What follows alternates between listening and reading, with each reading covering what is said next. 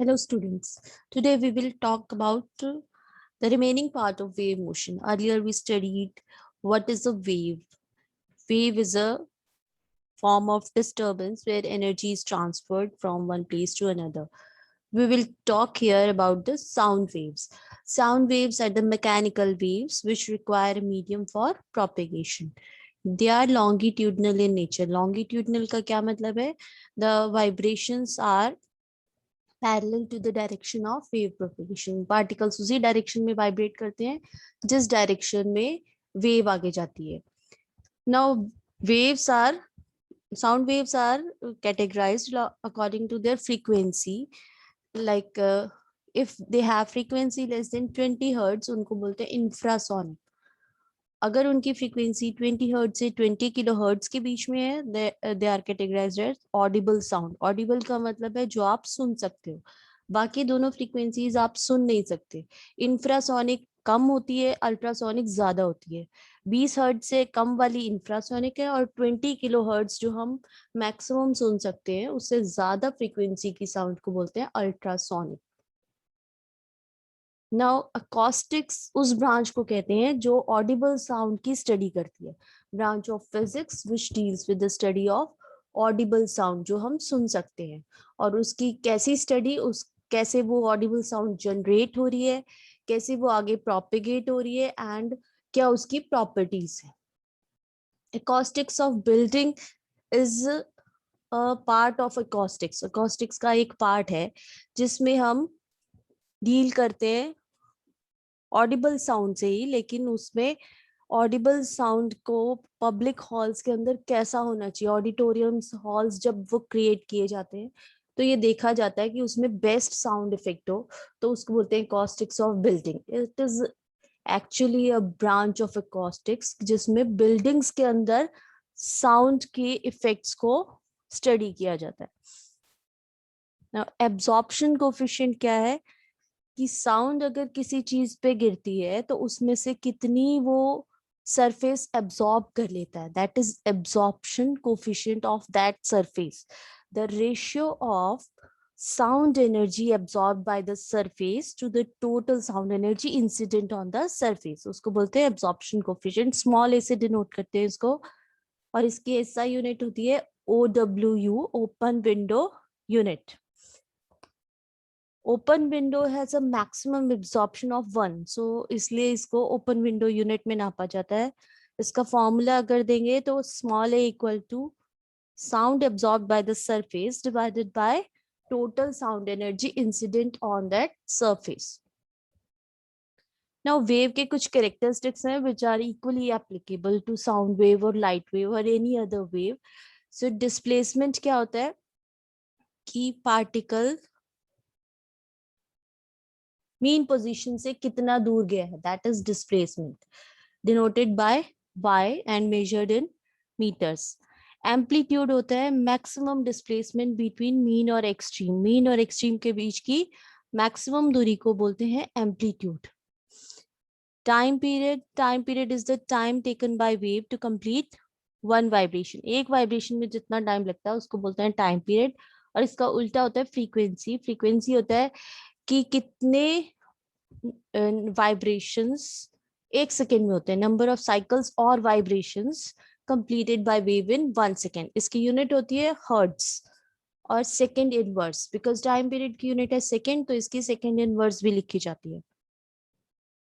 Wavelength is the distance travelled by wave in one complete cycle.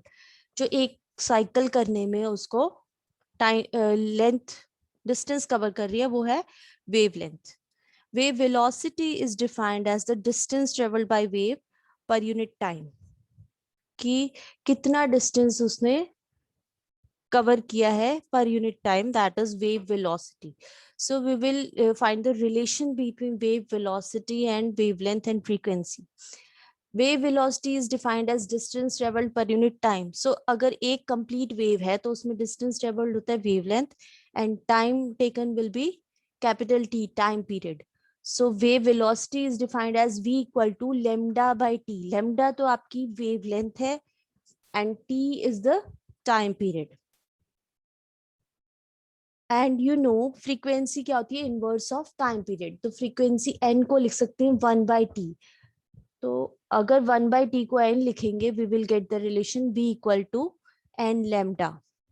यहाँ 1/t को हमने n से replace कर दिया, तो ये रिलेशन आ गया वेलोसिटी, फ्रीक्वेंसी एंड वेवलेंथ के बीच में, b equal to n lambda. Now sound, जो ऑडिबल साउंड है, that can be musical sound if it is having a regular amplitude. Noise कब कहलाती है, साउंड जो आपके कानों पे अच्छा इफेक्ट नहीं डालती, which produces unpleasant effect on your ears. It has irregular amplitude, उसका एम्पलीट्यूड इरेगुलर होता है, कभी वो ज्यादा हो जाता है, कभी कम हो जाता है। It is generally a combination of multiple sounds of different frequencies।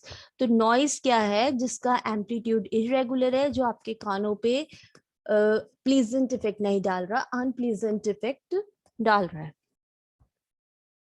Now reverberation, reverberation क्या है, जब सोर्स साउंड प्रोड्यूस कर रहा है और सोर्स को बंद कर दिया, तो उसके बाद कितनी देर तक वो साउंड सुनाई देता है, that is reverberation. It is the persistence of sound, मतलब साउंड का रहना after the source has stopped emitting sound.